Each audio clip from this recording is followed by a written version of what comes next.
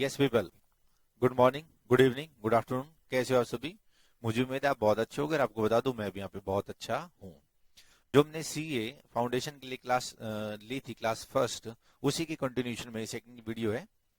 हमने last class में पढ़ा था there is a difference between capital expenditure and revenue expenditure, और हमने पता लगाया था कि किसी भी एक्सपेंडिचर को कैपिटल कब कहेंगे और किसी भी एक्सपेंडिचर को रिवेन्यू नेचर का कब कहेंगे। इसके लिए हमने कितने डिफरेंस पढ़े थे? 6, 5 + 1, टोटल कितने हो गए थे? 6। चर्चा भी हमने की थी। इसी के कंटिन्यूशन में आज दो तीन चीजें मैं आपको नहीं बताता हूं, फिर मैं आज डायरेक्ट प्रैक्टिकल क्वेश्चन कराऊंगा जो सीए एग्जाम्स में आ चुके हैं या जो सीए इंस्टीट्यूट की बुक में दिए गए हैं। हमने कल पढ़ा था एक्सपेंडिचर।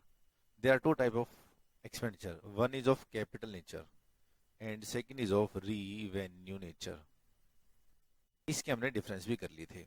आज बात करता है कि पेमेंट भी दो तरह की होती है। पेमेंट भी कितनी तरह की होती है? दो तरह की होती है। एक होती है कैपिटल नेचर की पेमेंट और दूसरी होती है रेवेन्यू नेचर की पेमेंट। नाम से ही पता चल रहा है, अगर मैंने कैपिटल नेचर का एक्सपेंडिचर किया और उसके बदले में कैश पैसे दिए तो उस पेमेंट को भी क्या बोला जाएगा? कैपिटल नेचर की पेमेंट। और अगर मैंने रिवेन्यू नेचर का एक्सपेंडिचर किया और उसकी पेमेंट कर दी तो उसको क्या बोला जाएगा? रिवेन्यू नेचर की पेमेंट। इसके अलावा है रिसिप्ट्स। रिसिप्ट भी अब कहते हैं दो तरह की है, एक कैपिटल नेचर की रिसिप्ट और एक रिवेन्यू नेचर की रिसिप्ट। अब अगर नॉर्मल बिजनेस सरकमस्टांसिस में मुझे कहीं से कैश रिसीव हुआ है तो उसको क्या बोला जाएगा? रिवेन्यू नेचर की रिसिप्ट्स। और अगर एबनॉर्मल रीजन की वजह से, किसकी वजह से? एबनॉर्मल रीजन की वजह से, अनफोर्सिन सरकमस्टांसिस की वजह से मेरे पास कहीं से पैसा आता है तो उसको क्या बोलते हैं? कैपिटल नेचर की रिसिप्ट। मैं एग्जांपल देता हूं। हमने गुड्स सेल करी, ठीक है जी। जैसे हमने गुड्स सेल करी तो बहुत सारी बातें होंगी, या तो हमने कैश सेल की होगी तो हमें कैश पैसा मिलेगा, और अगर हमने उधार सेल की होगी तो एक बंदा आएगा सामने, उसका नाम क्या रखा जाएगा? डेटर। कुछ दिनों बाद ये डेटर पैसा देगा। या हमने बीआर रिसीव किया होगा और इस बीआर से कुछ दिनों बाद हमें क्या मिलेगा? पैसा नकद मिलेगा। तो ये नॉर्मल बिजनेस सर्कमस्टांसिस में हम कैश सेल, उधार सेल, डेटर से पैसा लेते रहते हैं, वीआर से हमारे को कैश मिलता रहता है, तो ये सब रेवेन्यू नेचर की क्या मानी जाएंगी? रिसिप्ट्स। अब एक बात और समझें, मेरे पास एक प्लांट है जिसका हमने इंश्योरेंस करा रखा है, और इस प्लांट के अंदर आग लग गई और इंश्योरेंस कंपनी ने इस प्लांट के बदले हमारे को क्या दे दिया? कुछ पैसा। अब नॉर्मल बताएं, क्या प्लांट में आग नॉर्मल लगती रहती है? जी नहीं। क्या ये नॉर्मल बिजनेस सर्कमस्टांसिस में इस तरह की ट्रांजैक्शन, इस तरह का एक्टिविटी होती रहती है? Answer is no. तो इंश्योरेंस कंपनी प्लांट में आग लगने की वजह से जो पैसा इंश्योरेंस कंपनी मुझे पे करेगी एज ए बिजनेसमैन, तो वो कैपिटल नेचर की क्या बना जाएगा? रिसिप्ट। तो ये कुछ हमने चर्चा करी। कैपिटल नेचर के एक्सपेंडिचर हम कर चुके थे, आज में हमने बताई कैपिटल नेचर की पेमेंट और कैपिटल नेचर की रिसीप्ट। फिर हम रिवेन्यू नेचर के एक्सपेंडिचर कर चुके थे, अब हमने करी रिवेन्यू नेचर की पेमेंट और रिवेन्यू नेचर की रिसिप्ट्स। इतना सब कुछ करने के बाद अब हम डिटेल में पढ़ना स्टार्ट करते हैं जो सीए इंस्टीट्यूट के क्वेश्चंस हैं। ये जो सी इंस्टीट्यूट की बुक है आपकी, उसका पेज नंबर है 1.60। पढ़ना करते हैं डिटेल में। ये भी कोशिश करेंगे जानने की जो कल हमने पॉइंट्स पढ़े थे ये उसमें कहां फॉल कर रहा है। सबसे पहला point, state, question number 1, page number 1.60, state with reason whether the following statement are true और फॉल्स। आपको एक चीज बतानी है कि जो स्टेटमेंट लिखी गई है वो ट्रू है या फॉल्स है।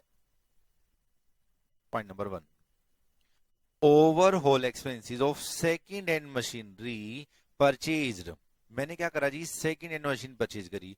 तो सेकंड हैंड मशीन परचेज करने से क्या मेरा प्रोडक्शन इंक्रीज हो जाएगा? Answer is yes. तो सेकंड हैंड मशीन परचेज करने का एक्सपेंडिचर कौन सा हो गया? कैपिटल नेचर का। मैंने जैसे ही सेकंड हैंड मशीन परचेज करी, इसके ऊपर एक ओवरहोलिंग का मैंने एक्सपेंसेस किया, यानी कि ये एक्सपेंसेस मुझे इसलिए करना पड़ा क्योंकि मैंने सेकंड हैंड मशीन परचेज करी है। और मशीन परचेज करना कैपिटल नेचर का एक्सपेंडिचर है, तो इसकी ओवरहोलिंग का एक्सपेंडिचर भी कौन सा हो जाएगा? कैपिटल नेचर का। क्वेश्चन में क्या कहता है?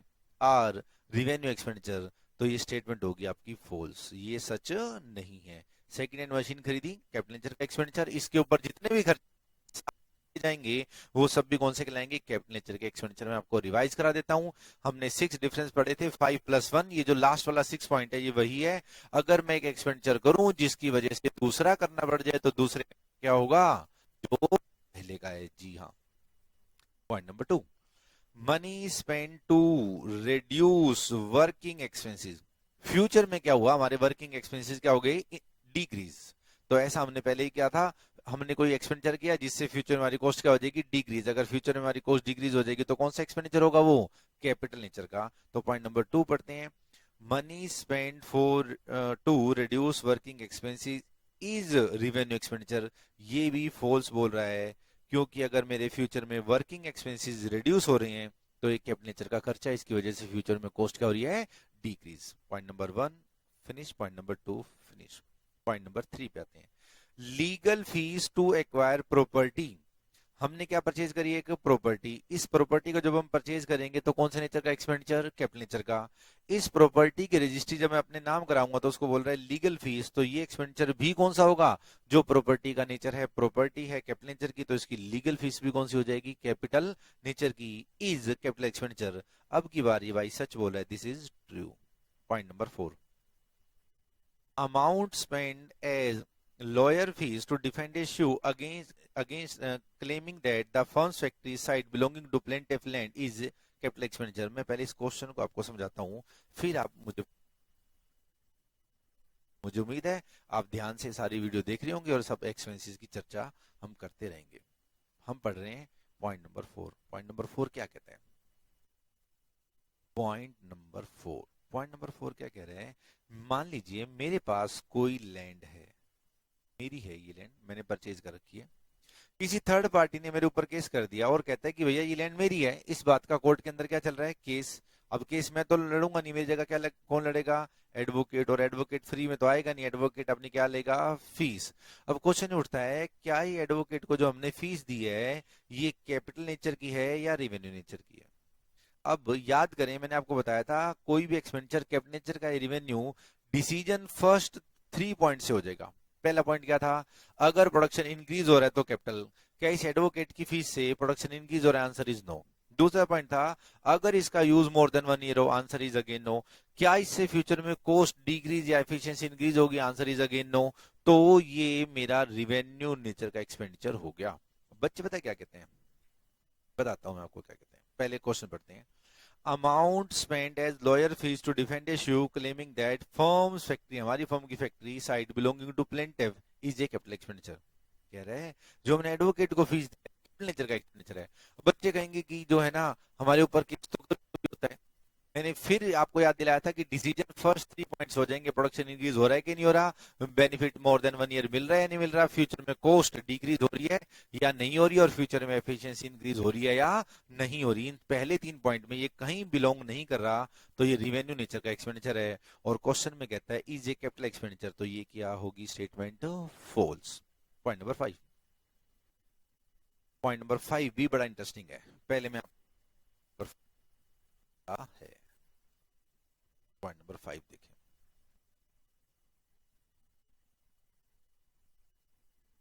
मेरे पास एक मशीन है, इस मशीन का एक स्पेयर पार्ट है ए। इस मशीन की कैपेसिटी है कि वो 1 साल के अंदर 10,000 यूनिट्स का प्रोडक्शन कर सकती है, और इसका एक पार्ट है ए, ये मेरा हो गया खराब। मैं बाजार से नया लेने गया तो दुकानदार कहता है सर आपके पास 2 ऑप्शन है। मैंने कहा बता कौन सी 2 ऑप्शन है। कहता है या तो आप ए की जगह ए ले जाओ। मैंने कहा ठीक, ये बिल्कुल ए के जैसा है, या फिर आप एक एडवांस आया हुआ माल उसका नाम है ए वन ले जाओ। मैंने कहा भाई फर्क क्या है। कह रहा है कि अगर आप ए की जगह ए लगाओगे तो आपकी कैपेसिटी पहले कितनी थी, 10,000। कह रहा है वापस आपकी कैपेसिटी क्या हो जाएगी, 10,000। मैंने कहा अच्छा अगर ए1 लगा दूं तो। कह रहा है जो आपकी मशीन की कैपेसिटी 1 साल में 10,000 यूनिट प्रोड्यूस करने की थी वो इंक्रीज होकर कितनी हो जाएगी, 12,000 यूनिट्स। अब यहाँ पे 2 चीजें देखें, आराम से बताएं, कहां पर प्रोडक्शन, मैं यहाँ पर लिख रहा हूं प्रोडक्शन, कहां पर प्रोडक्शन मेंटेन हो रहा है। सर ए में प्रोडक्शन क्या हो रहा है, मेंटेन, और ए1 में प्रोडक्शन क्या हो रहा है, इंक्रीज। और जहां प्रोडक्शन इंक्रीज होगा ये कौन से नेचर का एक्सपेंडिचर होगा, कैपिटल नेचर का। और जहां प्रोडक्शन मेंटेन हो रहा है उसी लेवल पे रह रहा है तो ये कौन से नेचर का है, रिवेन्यू नेचर का एक्सपेंडिचर। मैंने आपको कल भी समझाया था, अगर प्रोडक्शन मेंटेन रहेगा, ए मेरी मशीन का एक पार्ट था वो खराब हो गया, ए की जगह बिल्कुल ए लगाऊंगा तो रिवेन्यू नेचर का एक्सपेंडिचर, ए की जगह एडवांस लगा दूंगा ए1, जिससे फ्यूचर में प्रोडक्शन इंक्रीज हो जाएगा, तो ये ए1 के जो पैसे लगेंगे वो कैपिटल नेचर का एक्सपेंडिचर माने जाएंगे। अब हम पढ़ते हैं हमारा point number 5। Amount spent for replacement of worm out part of machine.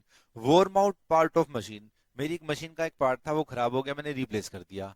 क्या इसने ये कहा इससे प्रोडक्शन इंक्रीज हो रहा है? नहीं। इज कैपिटल एक्सपेंडिचर, ये भी गलत हो गया क्योंकि ये क्या होना चाहिए था? Revenue expenditure. तो दिस इज अगेन फॉल्स। तो ध्यान से सुने, अगर आपको क्वेश्चन में कहता है कि मशीन का एक पार्ट था बदल दिया, इट मींस ऐसा करने से मशीन की कैपेसिटी मेंटेन होगी, तो कौन सा एक्सपेंडिचर? क्या? रिवेन्यू। को क्लियर कट कहे ऐसा करने से प्रोडक्शन इंक्रीज हो गया, एफिशिएंसी इंक्रीज हो गई, तो ही बताना है। ठीक है sir. Point number 6, expenses incurred on repair and whitewashing of the first time on purchase of old building। Old building purchase करी, कौन सा एक्सपेंडिचर है? कैपिटल नेचर का, क्योंकि इसका यूज क्या होगा? मोर देन 1 ईयर। अब अगर ये कैपिटल नेचर का एक्सपेंडिचर है, अब मैं बिल्डिंग खरीदूंगा तो बिल्डिंग की रजिस्ट्री अपने नाम कराऊंगा, बिल्डिंग के कागज अपने नाम कराऊंगा, इस बिल्डिंग पे छोटी मोटी रिपेयर अगर मैं खरीदते ही कराऊंगा तो नेचर की कहलाएगी? कैपिटल नेचर की ही कहलाएगी। और क्वेश्चन में कहता है are revenue expenditure, it means this statement is again false.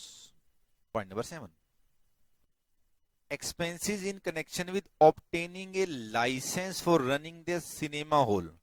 Cinema hall में चलाना चाहता हूं, उसके लिए मैंने क्या लिया है? लाइसेंस। अब इस लाइसेंस की बात फिर समझे, मैं क्या बनाना चाह रहा हूं? सिनेमा घर। अब जैसे मैं सिनेमा हॉल बनाना चाह रहा हूं तो कह रहे हैं आप दो बातें हैं। मैंने कहा बताओ। कह रहे हैं एक तो आपको लाइसेंस परचेज करना पड़ेगा, लाइसेंस लेना पड़ेगा। मैंने कहा ठीक है, और बताओ। कह रहे हैं हर साल इस लाइसेंस को रिन्यू भी कराना पड़ेगा। क्या रिन्यू हर साल कराना पड़ेगा? यस। तो ये कौन से नेचर का खर्चा हो गया? रिवेन्यू नेचर का एक्सपेंडिचर हो गया। और लाइसेंस, सिनेमा का लाइसेंस क्या हम एक ही बार लेते हैं? यस। क्या इससे प्रोडक्शन इंक्रीज होगा? यस। सिनेमा का लाइसेंस ही नहीं लेंगे तो सिनेमा ही नहीं चलेगा। तो लाइसेंस लेना कौन से नेचर का एक्सपेंडिचर है? कैपिटल नेचर का। और इस लाइसेंस को हर साल रिन्यू कराना, हर साल रिन्यू कराना क्या है? रिवेन्यू नेचर का एक्सपेंडिचर। बता देता हूं मैं आपको, हमने कोई भी गवर्नमेंट से परमिशन ली, फर्स्ट टाइम ली, जो हमें लेनी पड़ती है, तो उसको क्या बोला जाएगा? कैपिटल नेचर का एक्सपेंडिचर। अब उस जो हमने कोई भी लाइसेंस लिया या कोई भी परमिशन ली, उस परमिशन को हर साल हमें रिन्यू कराना पड़ता है, थोड़ी सी पेमेंट देनी पड़ती है, तो वो हमारी कौन सी कहलाएगी? रिवेन्यू नेचर की। देखें क्या कह रहे हैं, expenses in connection with obtaining a licence for running the cinema hall. Cinema hall चलाने का लाइसेंस लेना is capital expenditure. Answer is true. और अगर ये कह देता एनुअल रिन्यूअल फीस, तो क्या हो जाती? रिवेन्यू नेचर की। Point number 7 is over. Last है point number 8, amount spend for construction of temporary huts which were necessary to construction of the cinema house and were demolished when the cinema hall was ready is capital expenditure. मैं थोड़ा सा आपको इसकी detail चर्चा बताता हूँ। कह रहे हैं हम एक सिनेमा हॉल बना रहे थे, तो इस सिनेमा हॉल को बनाने में जितना भी खर्चा होगा वो कौन से नेचर का होगा? कैपिटल नेचर का। इसमें तो कोई प्रॉब्लम है ही नहीं। अब क्या कह रहा है, इसको बनाने के लिए मुझे यहाँ इसके नजदीक कोई टेम्परेरी हट्स वगैरह बनानी पड़ी, और जब ये सिनेमा हॉल बन गया तो मैंने इसको अबॉलिश भी कर दिया, मैंने इसको तोड़ भी दिया, लेकिन इसको बनाना जरूरी था। इसी को ना बनाता तो मैं यहाँ, मेरे को जो सिनेमा हॉल की बिल्डिंग बन रही है, सिनेमा हॉल की जो बिल्डिंग बन रही है उसको बनाने में कोई ना कोई प्रॉब्लम हो रही थी। फिर से समझे, मैं एक बिल्डिंग बना रहा था, मुझे कुछ जरूरत थी, जैसे लीवर को मुझे वहां पे ठहराना था, वहां पे मेरा सामान पड़ा हुआ था, टेम्परेरी शेड वगैरह डाल दी, हट वगैरह बना दी, और जैसे ही सिनेमा हॉल बना मैंने ये सब वहां से डिस्ट्रॉय भी कर दी। तो कह रहा है सिनेमा हॉल नहीं, ये जो टेम्परेरी हट्स वगैरह बनाई है इसका खर्चा भी कौन सा होगा? कैपिटल नेचर का। ये करने क्यों पड़े हैं? क्योंकि सिनेमा हॉल बन रहा है। सिनेमा हॉल नहीं बनता तो इसकी भी रिक्वायरमेंट नहीं थी। तो जो आपका 6 पॉइंट था 5+1 वाला, कि मैंने एक एक्सपेंडिचर किया इसकी वजह से दूसरा करना पड़ गया, तो दूसरे का नेचर वही होगा जो पहले का है, पहला कैपिटल तो दूसरा भी क्या है? कैपिटल। क्वेश्चन में क्या कहता है? इज इज कैपिटल एक्सपेंडिचर, तो ये स्टेटमेंट भी क्या है? True. It is your question number 1। अब करते हैं हम क्वेश्चन नंबर 2 पे। क्वेश्चन नंबर 2 देखते हैं क्या कह रहे हैं। State with reason whether the following is capital और रिवेन्यू एक्सपेंडिचर। आपको बताना है कैपिटल है या रिवेन्यू है, और उसका रीजन साथ में बताना है। Point number 1, expenses incurred in connection with obtaining a license for starting a factory। फिर से बताएं, फैक्ट्री स्टार्ट करने का लाइसेंस हर साल लेना पड़ता है कि एक ही बार लेना पड़ेगा, एक ही बार लेना पड़ेगा? तो ये कौन से नेचर का एक्सपेंडिचर हो गया? कैपिटल नेचर का एक्सपेंडिचर हो गया। Point number 1 is over. Point number 2, rupees 1000 paid for removal of inventory to a new site. Inventory किसको बोल रहा है? स्टॉक को। स्टॉक आप एक जगह से दूसरी जगह ले गए, नई फैक्ट्री पे ले गए, नई साइट पे ले गए, तो कोई बात नहीं, नॉर्मल बिजनेस सर्कमस्टेंस स्टॉक इधर उधर ट्रांसफर करते रहते हैं। तो ये कौन से नेचर का एक्सपेंडिचर हो गया आपका? रिवेन्यू नेचर का एक्सपेंडिचर। मैं सिर्फ आर लिख रहा हूं, आप समझ जाए, रिवेन्यू नेचर का expenditure.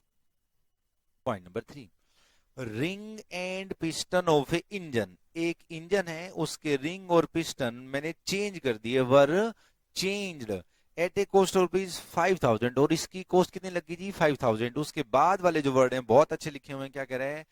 To get fuel efficiency. Same question मैंने कराया था कि मेरे पास एक लीटर 60 रुपए का आता था और 1 लीटर में 15 किलोमीटर चलती थी, 1 किलोमीटर के 4 रुपए लगते थे। फिर मैंने उसके अंदर कोई इंस्ट्रूमेंट डाला, इंस्ट्रूमेंट की जगह क्या रिंग एंड पिस्टन डाला। अब उसकी फ्यूल की एफिशिएंसी क्या होगी? इंक्रीज। पहले 1 लीटर में 15 किलोमीटर जा रही थी, अब 20 जा रही है।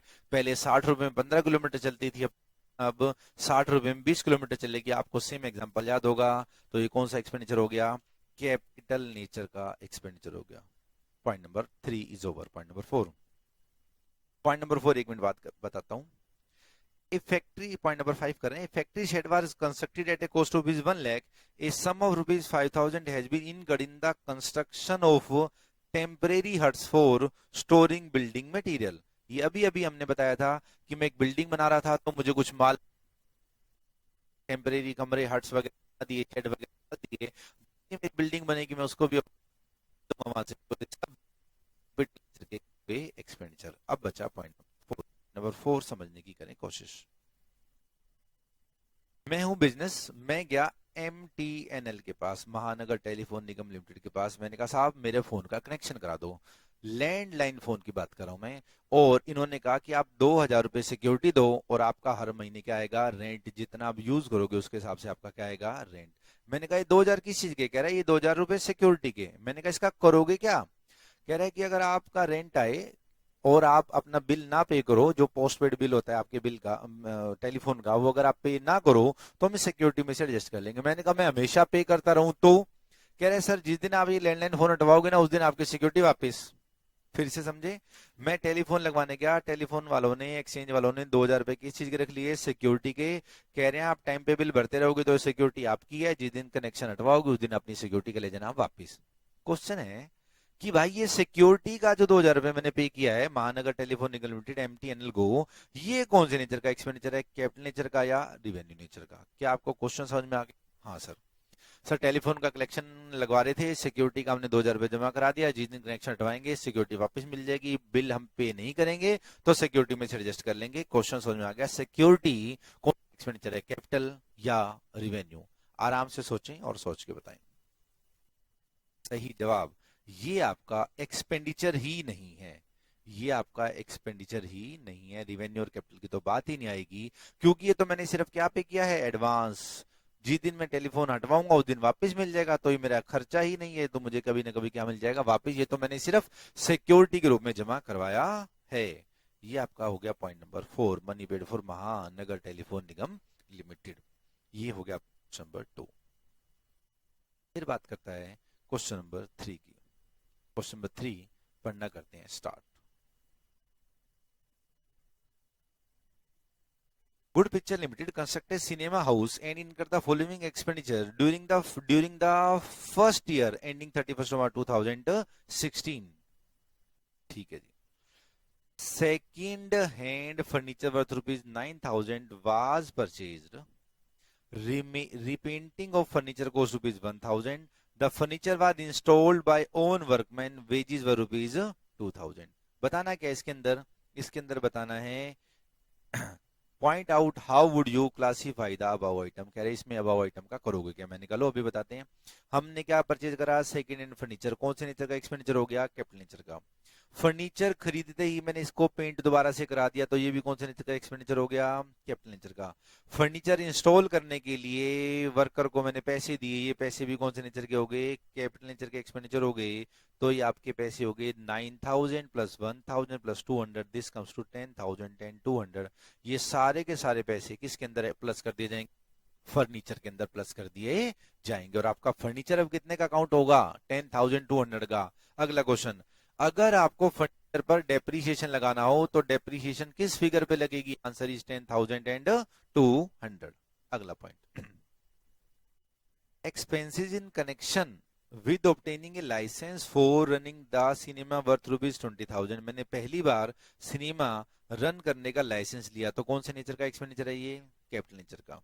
During the course of the year, cinema company was fined ₹1,000 for contravening rules. Renewal fees 2,000 for the next year also paid. अरे रिन्यूअल फीस तो हर साल पे करनी पड़ेगी, तो कौन से नेचर की होगी? रिवेन्यू नेचर की। सिनेमा हॉल बनाने का, चलाने का लाइसेंस एक ही बार लेना होता है, कौन से नेचर का?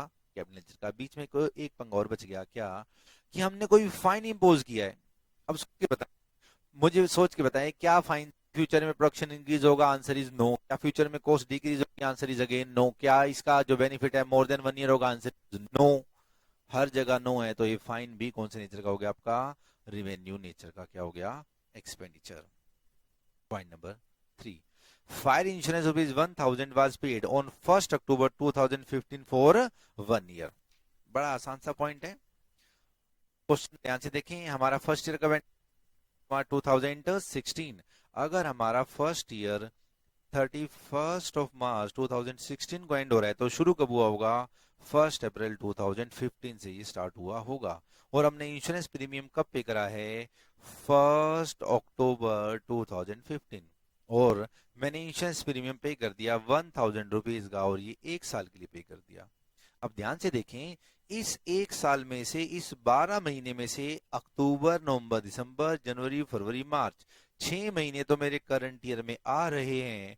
और बाकी के जो 6 महीने हैं, जनवरी नहीं, अप्रैल के बाद आएगा, मार्च के बाद आएगा अप्रैल, मई, जून, जुलाई, अगस्त, सितंबर, ये वाले जो 6 महीने हैं, जिस 6 महीने का मैंने इंश्योरेंस दे दिया, ये नेक्स्ट ईयर में आएंगे। तो 12 महीने में से 6 महीने मेरे करंट ईयर में आ रहे हैं और 6 महीने मेरे करंट ईयर में नहीं आ रहे, तो ये प्री पेड एक्सपेंडिचर माना जाएगा 6 महीने का। और ये करंट ईयर का रिवेन्यू नेचर का एक्सपेंडिचर 6 महीने का, आप इसको लिख लेंगे।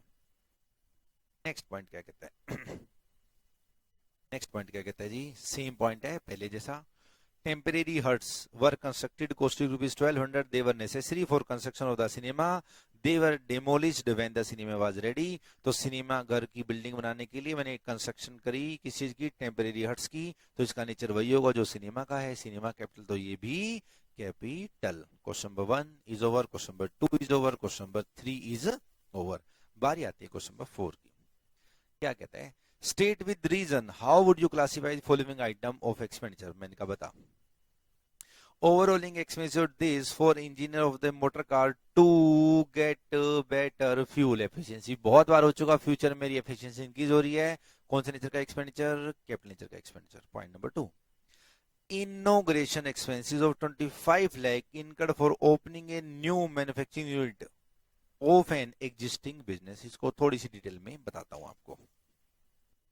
क्या कह रहा है ये भाई कह रहा है कि मैंने अपने बिजनेस की एक नई यूनिट, नई ब्रांच खोली। मैंने अपने बिजनेस की क्या खोली जी? एक नई ब्रांच। अगर हम अपने बिजनेस की नई ब्रांच ओपन करते हैं, तो सिंपल सी बात है, इनॉग्रेशन करेंगे हम इसकी। और इनॉग्रेशन पे अगर हम कोई एक्सपेंडिचर कर देते हैं, तो इस एक्सपेंडिचर का नेचर पूछ रहा है, और आंसर क्या है इसका? Revenue nature. बच्चे पूछते हैं सर नई ब्रांच तो एक ही बार खोलते हैं, कभी कभी खोलते हैं। अरे नई ब्रांच के खर्चे नहीं कह रहा, नई ब्रांच की ओपनिंग करी मैंने, पार्टी रखी, किसी हीरो हीरोइन को बुलाया, रिबन कटवाया, उसको पैसे दिए। अब इस इनोग्रेशन की वजह से क्या फ्यूचर में प्रोडक्शन इंक्रीज होगा? Answer is no. क्या इनोग्रेशन की वजह से जो बेनिफिट है वो मोर देन 1 ईयर मिलेगा? Answer is again no. More than one हो नहीं रहा, फ्यूचर प्रोडक्शन इंक्रीज हो नहीं रहा, फ्यूचर में कॉस्ट डिक्रीज हो नहीं रही, फ्यूचर में एफिशिएंसी इंक्रीज हो नहीं रही, पहले 3-4 पॉइंट्स में कहीं नहीं आ रहा, तो ये कौन से नेचर का है? रिवेन्यू नेचर का। अगर मैं नई ब्रांच खोलता हूँ, उसकी इनॉग्रेशन करता हूँ, पार्टी करता हूँ, किसी हीरो को हीरोइन को बुलाता हूँ, रिबन कटवाता हूँ और शोशेबाजी करता हूँ, this is pure and pure advertisement. तो एडवर्टाइजमेंट है, नई ब्रांच खोली पार्टी करी, नई ब्रांच खोली किसी हीरोइन को बुलाया तो पार्टी करी हमने। ऐसा करने से हमारे प्रोडक्ट की डिमांड इंक्रीज होती है। क्या इंक्रीज होती है? डिमांड इंक्रीज होती है। और डिमांड इंक्रीज हो रही है, इसका मतलब ये एडवर्टाइजमेंट है। और कैपिटल एक्सपेंडिचर करने के लिए डिमांड इंक्रीज की बात नहीं करी थी हमने, हमने बात करी थी प्रोडक्शन इंक्रीज करोगे तो कैपिटल एक्सपेंडिचर, डिमांड इंक्रीज करोगे तो एडवर्टाइजमेंट है, एडवर्टाइजमेंट से डिमांड इंक्रीज होती है और एडवर्टाइजमेंट रिवेन्यू नेचर का एक्सपेंडिचर है। Point number 3 is revenue nature का एक्सपेंडिचर। तो ये हमारा क्वेश्चन नंबर 4 इज ओवर। अब आते हैं क्वेश्चन नंबर 5 पे। क्या कहते हैं? Classify the following expenditure, classify the following expenditure. And के बाद देखें क्या कह रहा है, रिसीप्ट एज कैपिटल और रिवेन्यू। आपको रिसीप्ट और एक्सपेंडिचर के बारे में बताना है, कैपिटल है या रिवेन्यू है। मुझे उम्मीद है आपको याद होगा कि मैंने अभी जब क्लास स्टार्ट की थी तो हमने बताया था कैपिटल एक्सपेंडिचर, रिवेन्यू एक्सपेंडिचर, फिर हमने बताया था कैपिटल नेचर की रिसीप्ट और रिवेन्यू नेचर की रिसीप्ट। पॉइंट नंबर 1 क्या कह रहे हैं? Rupees 10,000 spend as travelling expenses of director, director के ट्रेवलिंग के 10,000 rupees on a trip abroad for purchase of capital asset. ओहो, कैपिटल एसेट परचेज करने के लिए डायरेक्टर फॉरेन में गया, तो वहां उसके आने जाने के जो खर्चे लगे वो किस वजह से लगे? क्योंकि वो एसेट कौन से नेचर की है? कैपिटल नेचर की। तो इस डायरेक्ट आने जाने के जो खर्चे हैं वो भी कौन से नेचर के कहलाएंगे? कैपिटल नेचर के। ऐसा हमने एग्जांपल भी करा था कि अगर हम चाइना से मशीन परचेज करते हैं तो उसकी इंपोर्ट ड्यूटी कैपिटल नेचर की, और अगर हम चाइना से रॉ मटेरियल परचेज करते हैं उसकी इंपोर्ट ड्यूटी रिवेन्यू नेचर की। तो आपने रटना नहीं है कि ट्रेवलिंग के खर्चे डायरेक्टर के जो है ना हमेशा कैपिटल नेचर के होंगे, नहीं। अगर डायरेक्टर नॉर्मल बिजनेस की गुड्स परचेज करने गया है तो नॉर्मल बिजनेस की गुड्स परचेज करेगा तो रिवेन्यू एक्सपेंडिचर, तो डायरेक्टर के ट्रेवलिंग भी रिवेन्यू। लेकिन इस क्वेश्चन में डायरेक्टर क्या परचेज करने गया है? कैपिटल एसेट, तो उसके ट्रेवलिंग के एक्सपेंडिचर भी कैपिटल नेचर के। ठीक है sir. Point number 1 is capital nature के expenditure. Point number 2, amount received from trade receivables during the year, trade receivable से पैसा मिला है तो रिवेन्यू नेचर की ये रिसीप्ट है। रिवेन्यू नेचर की क्या है? ये रिसीप्ट। सर ये ट्रेड रिसीवेबल क्या होता है? अभी बताता हूं ट्रेड रिसीवेबल क्या होता है। सर हमने +1 में पढ़ा था, जरूर पढ़ा होगा आपने +1 में। अभी इसको फिर देखते हैं, ट्रेड रिसीवेबल क्या होता है। सेल दो तरह की होती है, एक कैश सेल और एक क्रेडिट सेल। एक कैश सेल और दूसरी कौन सी? Credit sale. सबको पता है सर, अगर मैं माल बेचता हूं और कैश उसी समय ले लेता हूं तो उसको बोला जाएगा कैश सेल, और अगर मैं माल बेचता हूं और कहता हूं पैसे थोड़े दिनों बाद दे देना तो उसको क्या बोला जाएगा? Credit sale. अब क्रेडिट सेल फिर दो तरह की होती है, बताएं क्रेडिट सेल फिर कितनी तरह की होती है? दो तरह की। राम मेरे पास आया और कह रहे सर 10,000 रुपीज की गुड्स मुझे उधार परचेज करनी है, तो मैंने उधार बेच दी। मैंने कहा भाई राम 10,000 कब दोगे? कह रहे हैं मैं 10,000 रुपीज दूंगा आफ्टर 20 डेज। राम मेरा बहुत अच्छा दोस्त था, मैंने कहा जा तू ले जा पैसे, सामान ले जा, पैसे 20 दिन बाद दे दियो। मैंने राम से किसी भी लीगल डॉक्यूमेंट पर साइन नहीं कराई, तो राम मेरा क्या बन जाएगा? डेटर। राम मेरा क्या बन जाएगा? डेटर। मैंने राम से किसी भी लीगल डॉक्यूमेंट पे साइन नहीं कराई। एक और व्यक्ति था मोहन, मोहन भी मेरे पास आया, कह रहे सर मुझे 20,000 रुपीज का माल चाहिए। मैंने कहा ले जाओ। मैंने कहा पैसे? कह रहे पैसे अभी तो नहीं है। मैंने कहा कब देगा? कह रहे आफ्टर 20 डेज। मैंने कहा देख भाई मोहन, मैं आपको माल तो दे दूंगा, लेकिन आप मुझे लिख कर दो, एक लीगल डॉक्यूमेंट पर लिख के दो कि आप मुझे 20 दिन बाद पैसे दे दोगे। तो मोहन एक लीगल डॉक्यूमेंट पे लिख के देगा कि he will pay after 20 days that much of amount to that person, तो उस लीगल डॉक्यूमेंट को क्या बोला जाएगा? BR। मेरे लिए क्या बनेगा? वो BR। मोहन की बात नहीं कर रहे, मेरे लिए BR बनेगा। हाँ जी, ठीक है जी। अगर मैंने उधार माल बेचा है और सामने वाले से लीगल डॉक्यूमेंट पे साइन नहीं कराए तो बन जाएगा डेटर, और अगर मैं उससे लीगल डॉक्यूमेंट पे साइन करा लूं तो वो लीगल डॉक्यूमेंट मेरे लिए क्या कहलाएगा, बी आर बिल्स रिसीवेबल। और डेटर और बिल्स रिसीवेबल इन दोनों के टोटल को बोला जाता है ट्रेड रिसीवेबल्स। और ट्रेड रिसीवेबल आना नॉर्मल बिजनेस सर्कमस्टांसेस, उधार बेचना और बीआर के थ्रू माल बेचना और उससे पैसा लेना नॉर्मल बिजनेस सर्कमस्टांसेस में होता रहता है। इनसे कैश, और इनसे जब कैश मिलेगा तो मेरा रिवेन्यू नेचर का क्या कहलाएगा, रिसिप्ट। हम थे पॉइंट नंबर किस पे जी, क्वेश्चन नंबर 5 के पॉइंट नंबर 3 पे। Amount received from trade receivable during the year is revenue nature की receipt. Point number 2 is over. अब आ जाए पॉइंट नंबर 3 पे। Amount spend for demolishing of building to construct a bigger building on the same site. कह रहे एक टूटी फूटी बिल्डिंग है, खंडर बिल्डिंग है मेरे पास 20-22 साल पुरानी।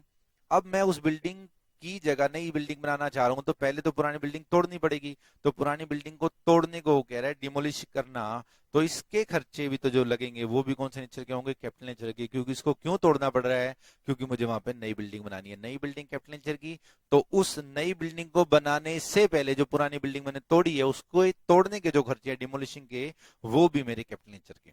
और इस बिल्डिंग को बनाने के लिए मैं इसके साथ में कोई टेम्परेरी हट्स वगैरह बना लेता हूं, और जब नई बिल्डिंग तैयार हो जाएगी तो ये टेम्परेरी हट्स भी मैं अबॉलिश कर दूंगा, तो वो भी कैपिटल नेचर के। Point number 1 over, point number 2 3 is over. Point number 4, insurance claim received on account of machinery destroyed by fire. Same example मैंने आपको दिया था। मैंने अपनी मशीन का इंश्योरेंस करा रखा था, मेरे गोदाम में आग लगी, आग लगने के बाद इंश्योरेंस कंपनी ने मुझे पेमेंट की। क्या ये पैसे रोज नॉर्मल बिजनेस सर्कमस्टांसेस मिलते रहते हैं, आंसर इज नो। तो ये मेरी कैपिटल नेचर की रिसिप्ट है। ध्यान से, कैपिटल नेचर का एक्सपेंडिचर नहीं, कैपिटल नेचर की क्या है, रिसिप्ट। इसके बाद बचता है इलस्ट्रेशन नंबर 6। बताएं कौन सा एक्सपेंडिचर कैपिटल है कि नहीं है, या कितने रुपए के कैपिटल एक्सपेंडिचर हैं। ये मैं आपको देता हूं होमवर्क। अब बात करते हैं इसके बाद question is chapter is over. अब कुछ मल्टीपल चॉइस क्वेश्चन है, करने की हम करते हैं कोशिश।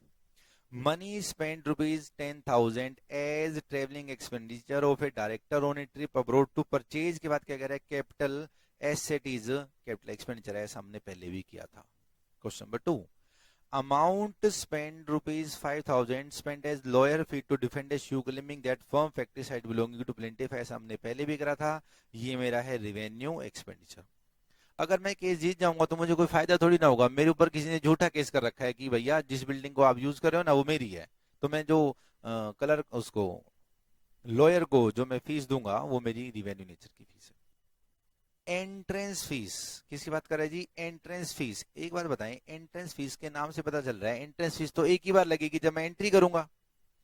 Received by Ram and Shyam social club is capital receipt. ध्यान से, कैपिटल पेमेंट नहीं, कैपिटल रिसीप्ट।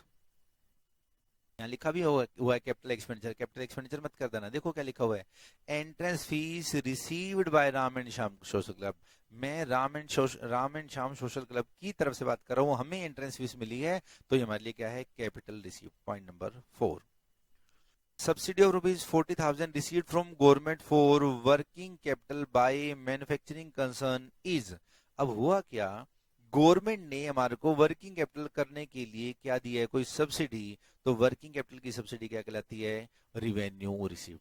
और अगर आपको फिक्स एसेट या डेप्रिसिएबल एसेट या मशीन वगैरह के लिए कोई सब्सिडी मिल जाएगी तो वो क्या कहलाएगी, आपकी कैपिटल नेचर की रिसीप्ट। दोबारा बता देता हूं मैं आपको, गवर्नमेंट से सब्सिडी मिली। अब क्वेश्चन ये है कि ये सब्सिडी किस पर्पज के लिए मिली है। अगर ये लैंड मशीनरी बिल्डिंग फर्नीचर यानी कि कैपिटल एक्सपेंडिचर के लिए मिली है तो कैपिटल नेचर की रिसिप्ट है, और नॉर्मल वर्किंग कैपिटल के लिए मिली है तो ये रेवेन्यू नेचर की रिसिप्ट है। Insurance claim received on account of machinery destroyed completely by fire. अभी अभी करा था, आग से मशीन खराब होगी, इंश्योरेंस कंपनी ने पैसा दिया, कैपिटल नेचर की रिसिप्ट है। Point number 6, interest on investment received from UTI. UTI क्या होती है जी, यूनिट ट्रस्ट ऑफ इंडिया। मेरे पास पैसे एक्स्ट्रा पड़े थे, मैंने यूनिट ट्रस्ट ऑफ इंडिया की यूनिट्स खरीद ली, उस पे मुझे क्या मिला, इंटरेस्ट। नॉर्मल बिजनेस सर्कमस्टांसेस में जब मेरे पास एक्स्ट्रा पैसा होता है तो मैं उसको कहीं इन्वेस्ट कर देता हूं, उस पे जो इंटरेस्ट मिलता है वो रिवेन्यू नेचर की रिसिप्ट है। Answer number B. Point number 7, amount received from IDBI as a medium term loan for augmenting working capital.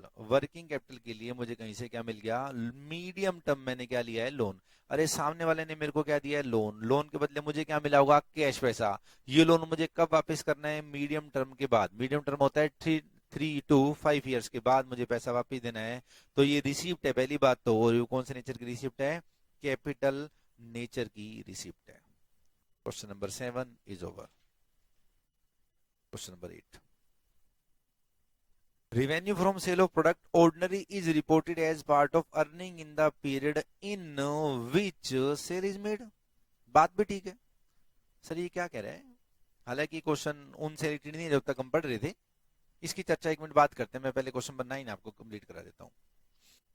If repair cost rupees 25,000, white wash expenditure rupees 5,000, both these expenditure related to presently used building। ऐसा मैंने कल आपको बताया था। Presently एक building है मेरे पास जो मैं यूज कर रहा हूं। अगर मैं प्रेजेंटली बिल्डिंग को यूज कर रहा हूं, उस पर कोई सफेदी व्हाइट वॉश करा देता हूं, तो क्या उससे मेरा प्रोडक्शन बढ़ेगा? Answer is no. उसका बेनिफिट मोर देन 1 ईयर होगा? Answer is no. फ्यूचर में कॉस्ट डिक्रीज होगी? Answer is no. Efficiency increase होगी? Answer is no. तो ये कौन से नेचर का एक्सपेंडिचर हो गया, रिवेन्यू। नई से अच्छी बना दे तो कैपिटल, नई जैसी बना दे तो रिवेन्यू। दोबारा बताए मैंने क्या बोला, आप कुछ भी काम करो और पुरानी चीज नई के जैसी हो जाए तो वो रिवेन्यू नेचर का एक्सपेंडिचर है, और नई से भी अच्छी हो जाए तो कैपिटल नेचर का। सर नहीं आई बात समझ, मैं बताता हूं आपको। आपके पास एक एक्टिवा है, आपने 3 4 5 महीने चलाई, बिल्कुल नई एक्टिवा आपने ली। 5 6 7 महीने चलाने के बाद आपने उस एक्टिवा की सर्विस कराई। अब सर्विस कराने से वो एक्टिवा नई जैसी हो जाएगी या नई से भी अच्छी? अरे नई से अच्छी तो हो ही नहीं सकती। तो कौन से नेचर का एक्सपेंडिचर है, रिवेन्यू नेचर का। मेरे पास एक बिल्डिंग है, 5 6 साल हो गए उसको यूज करते हुए, थोड़ी बहुत टूट गई, मैंने मिस्त्री को बुलाया, 2 दिन में उसने सारा डेंट पेंट कर दिया, सफेदी कर दी, व्हाइट वॉश कर दिया, छोटी मोटी दीवार में दरारें थी वो ठीक कर दी। ऐसा करने से बिल्डिंग नई से भी अच्छी हो जाएगी क्या? नहीं, नई जैसी हो जाएगी। तो कौन सा एक्सपेंडिचर है, रिवेन्यू नेचर का एक्सपेंडिचर है। अगला क्वेश्चन, मेरे पास 3 फ्लोर की एक बिल्डिंग है, मैंने उस पर 4th फ्लोर और डाल दिया। क्या 4th फ्लोर डालने से जो पैसा खर्च किया है, वो पैसा खर्च करने से जो बिल्डिंग है वो नई से अच्छी होगी? हाँ सर। जो 3 फ्लोर में यूज करा था, मैं 4 फ्लोर यूज करूंगा, तो 4th फ्लोर का जो एक्सपेंडिचर है वो अब आपका कैपिटल नेचर का एक्सपेंडिचर माना जाएगा। क्वेश्चन को आगे बढ़ते हैं, क्वेश्चन नंबर 9 को। If repair cost rupees 25,000, whitewash expense rupees 5,000, both are expenses related to presently used building। presently used building पर जो मैंने खर्चा किया वो रेवेन्यू नेचर का है। Cost of extension of building, नई बिल्डिंग के 2.5 लाख रुपए, और cost of improvement of electrical wiring system is 19,000। Electric wiring system in मैंने बहुत अच्छा कर लिया, उसके रुपए मेरे लग गए 19,000। क्या इससे फ्यूचर में एफिशिएंसी इंक्रीज हो जाएगी? Answer is yes. अब कहता है ये बिल्डिंग कैपिटल नेचर की, इलेक्ट्रिक वायरिंग कैपिटल नेचर की, ये वाले 25 और ये वाले 5 रिवेन्यू नेचर के। आखिर लेने पड़े अमाउंट टू बी एक्सपेंस्ड इज, इसका मतलब ये आपसे रिवेन्यू नेचर के एक्सपेंडिचर पूछ रहा है। तो रिवेन्यू नेचर के तो 2 एक्सपेंडिचर थे, एक ये 25,000 का, एक ये 5,000 का, एंड टोटल बिकम्स 30,000। अब बात करते हैं, क्या कहता है, revenue from sale of product ordinary is reported as part of earning in the period in which कौन से पीरियड की जो है ना वो इनकम मानी जाएगी? Answer is sale is made. Cash चाहे कभी मर्जी मिलता रहे, मुझे उससे मतलब नहीं है। मैंने आज सेल कर दी, कैश 20 दिन बाद मिलेगा, तो मैं सेल को इनकम किस दिन मानूंगा? आज। और अगर मेरी बैलेंस शीट डेट आ जाए और इससे पैसा ना मिले तो कोई बात नहीं, वो डेटर के रूप में पड़ा होगा मेरी बैलेंस शीट में, या बीआर के रूप में पड़ा होगा। उसके बाद कहता है the product are manufactured, manufactured की तो बात ही नहीं कर रहा। अब आपको याद होगा कि हम अकाउंटिंग 2 तरीके से बनाते हैं, एक मर्केंटाइल सिस्टम ऑफ अकाउंटिंग और दूसरा आपका cash basis, sorry accrual basis और cash basis. Cash basis of accounting में क्या होगा, जिस दिन कैश खर्च करेंगे उस दिन एक्सपेंडिचर मानेंगे, और जो दूसरा है हमारा अकाउंटिंग, उसमें क्या करेंगे हम, थोड़ी सी मैं इसकी डिटेल चर्चा आपको बताता हूं, हालांकि इस चैप्टर से रिलेटेड नहीं है। अकाउंट्स बनाने के 2 मेथड, पहला कैश बेस, दूसरा accrual base. Cash base of accounting, accrual base of accounting फर्क क्या है? कैश बेस क्या कहता है, जिस दिन मैं पेमेंट करूंगा उस दिन एक्सपेंडिचर मानूंगा, जिस दिन मैं रिसीव करूंगा कैश उस दिन मैं क्या मानूंगा, इनकम। नॉर्मली जो नॉन प्रॉफिट ऑर्गेनाइजेशन होते हैं वो कैश सिस्टम को फॉलो करते हैं, और ये फिर बनाते हैं रिसीप्ट्स एंड पेमेंट अकाउंट, ये इनकम एंड एक्सपेंडिचर अकाउंट नहीं बनाते हैं। दूसरे होते हैं अक्रूवल वाले। ये मेरा करंट ईयर है, इस करंट ईयर में जितनी भी मैंने सेल करी है वो इस साल की रिवेन्यू मानी जाएगी। इस बात से कोई फर्क नहीं पड़ता कि ये सेल कैश रिसीव हो चुकी है या कैश रिसीव नहीं हुई। अगर ये कैश रिसीव हो चुकी है तो बहुत अच्छी बात है, और अगर कैश रिसीव नहीं हुई तो दो बातें अभी अभी हमने पढ़ी थी, या तो ये डेटर के रूप में बैलेंस शीट में पड़ी होगी या ये बीआर के रूप में बैलेंस शीट में पड़ी होगी। सेम बात एक्सपेंडिचर की करेगा। इस सेल को जनरेट करने के लिए जो भी एक्सपेंडिचर है मेरे, वो मैं पीएनएल में डेबिट करूंगा। इस बात से कोई फर्क नहीं पड़ता कि इस एक्सपेंडिचर की पेमेंट की गई है या इस एक्सपेंडिचर की पेमेंट नहीं की गई। अगर आपने पेमेंट कर दी तो कैश में से माइनस हो जाएगा, पेमेंट नहीं करी तो कोई बात नहीं, आउटस्टैंडिंग के रूप में पड़ा होगा। ठीक है जी। तो ये हमने कुछ क्वेश्चन किए, ये सी इंस्टीट्यूट की बुक के अकॉर्डिंग हमने बहुत सारे क्वेश्चन कर लिए, और ये सारे प्रैक्टिकल बेसिस हमने कर लिए।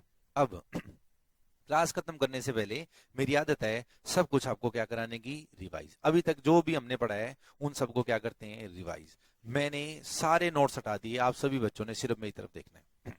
हमने क्या चीज पढ़ी, there are two type of expenditure, one is of revenue nature expenditure and second is of capital nature expenditure. इसके डिफरेंस कैसे पता चलता है कि कोई भी एक्सपेंडिचर रेवेन्यू नेचर का है या कैपिटल नेचर का है, तो एक्सपेंडिचर कौन से नेचर का है पता लगाने के लिए कितने पॉइंट कंसिडर करने पड़ेंगे, 6, 5 + 1, 5 अलग है, 6 छठा अलग है। पहला पॉइंट, इससे पहले कि हम इनको रीड करना स्टार्ट करें, मेन डिसीजन फर्स्ट 3 पॉइंट से आ जाएगा। पहला पॉइंट क्या था, प्रोडक्शन इंक्रीज तो कैपिटल, प्रोडक्शन मेंटेन तो रिवेन्यू। दूसरा, यूज मोर देन 1 ईयर तो capital, use up to 1 year तो रिवेन्यू। तीसरा, फ्यूचर में कॉस्ट डिक्रीज हो जाए, एफिशिएंसी इंक्रीज हो जाए जो कैपिटल, और ऐसा कुछ ना हो तो रिवेन्यू। मेन डिसीजन पहले 3 पॉइंट से आ जाएगा या फिर छठे पॉइंट से आएगा। फोर्थ और फिफ्थ पॉइंट बताएं कौन सा था। जो खर्चे कभी कभी होते हैं और जिनका अमाउंट नॉर्मली ज्यादा होता है वो कैपिटल नेचर के होते हैं, और जो खर्चे नॉर्मल बिजनेस सर्कमस्टेंसेस में होते रहते हैं और उनका अमाउंट नॉर्मली कम होता है वो रिवेन्यू होते हैं। फोर्थ और फिफ्थ से डिसीजन कभी लेने की कोशिश मत करना। छठा पॉइंट क्या था, अगर मैंने एक एक्सपेंडिचर करा इसकी वजह से दूसरा करना पड़ गया तो दूसरे का नेचर क्या होगा, जो पहले का नेचर है। पहला रिवेन्यू तो दूसरा भी रिवेन्यू, पहला कैपिटल तो दूसरा भी कैपिटल। इसके लिए हमने करा था ट्रेवलिंग के खर्चे, डायरेक्टर के ट्रेवलिंग के खर्चे मशीन लेने के कैपिटल हैं और गुड्स लेने के रिवेन्यू है। इंपोर्ट ड्यूटी मशीन के ऊपर कैपिटल है और गुड्स के ऊपर रिवेन्यू है। फिर हमने पुरानी बिल्डिंग खरीदते ही व्हाइट वॉश कराई तो कैपिटल है, हमारी खुद की पुरानी बिल्डिंग पे व्हाइट वॉश कराई तो रिवेन्यू है, एक्सपेंडिचर है। फिर हमने करा capital payment and revenue payment, अरे कैपिटल एक्सपेंडिचर की पेमेंट करी कैपिटल पेमेंट, रिवेन्यू एक्सपेंडिचर की पेमेंट करी रिवेन्यू पेमेंट। सेम है कैपिटल नेचर की रिसीप्ट और रिवेन्यू नेचर की रिसीप्ट। मुझे उम्मीद है आपको सारी बातें समझ में आ गई कि नॉर्मल बिजनेस सर्कमस्टेंसेस में जब मेरे पास पैसा आता है तो रिवेन्यू नेचर की रिसीप्ट, जैसे मैंने सेल करी पैसा आ गया, उधार माल बेचा डेटर ने पैसा दे दिया, बीआर मेरे जनरेट हुए थे उनसे पैसा मिल गया, ये सब रिवेन्यू नेचर की क्या है, रिसीप्ट। और कैपिटल नेचर की रिसीप्ट, जैसे मेरे गोदाम में आग लगी, इंश्योरेंस कंपनी ने मुझे कुछ पैसा इंश्योरेंस करवाने की वजह से दिए तो हो गया मेरी कैपिटल नेचर की रिसीप्ट। तो मुझे उम्मीद है सारी बातें आपको समझ में आ गई होंगी। Thanks a lot.